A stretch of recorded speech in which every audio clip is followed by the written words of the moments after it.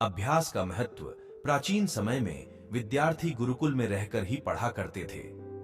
बच्चे को शिक्षा ग्रहण करने के लिए गुरुकुल में भेजा जाता था। बच्चे गुरुकुल में गुरु के सानिध्य में आश्रम की देखभाल किया करते थे और अध्ययन भी किया करते थे। वरदराज को भी सभी की तरह गुरुकुल भेज दिया गया। वहां आश्रम में अपने साथियों के साथ घुलने मिलने लगा, लेकिन वह पढ़ने में बहुत ही कमजोर था।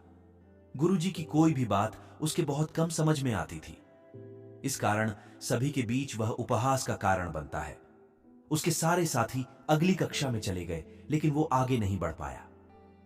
गुरुजी जी ने भी आखिर हार मानकर उसे बोला, बेटा वरदराज, मैंने सारे प्रयास करके देख लिए हैं। अब यही उचित होगा कि तुम यहां अपना समय बर्बाद मत करो। अपने घर चले जाओ और घर वालों की काम में मदद करो। वरदराज ने भी सोचा कि शायद विद्या मेरी किस्मत में नहीं है, और भारी मन से गुरुकुल से घर के लिए निकल गया। दोपहर का समय था।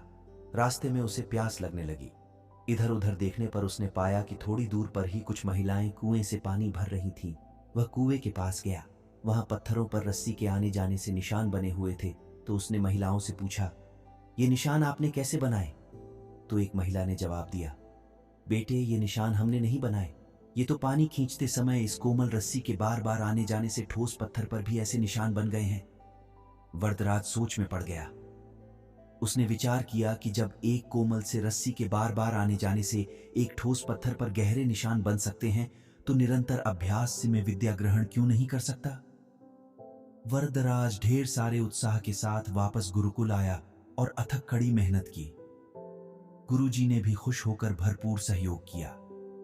कुछ ही सालों बाद यही मंदबुद्धि बालक वरदराज आगे चलकर संस्कृत व्याकरण का महान विद्वान बना, जिसने लघु सिद्धांत कौमुदी, मध्य सिद्धांत कौमुदी, सार सिद्धांत कौमुदी, गीर्वाण पद्मंजरी की रचना की। शिक्षा, मोराल। दोस्तों, अभ्यास की शक्ति का तो कहना ही क्या है। यह आपके हर सपने को पूरा करेगी। अभ्यास बहुत जरूरी है, चाहे वो खेल में हो या पढ़ाई में या किसी और चीज में। बिना अभ्यास के आप सफल नहीं हो सकते हो। अगर आप बिना अभ्यास के केवल किस्मत के भरोसे बैठे रहोगे, तो आखिर में आपको पछतावे के सिवा और कुछ हाथ नहीं लगेगा।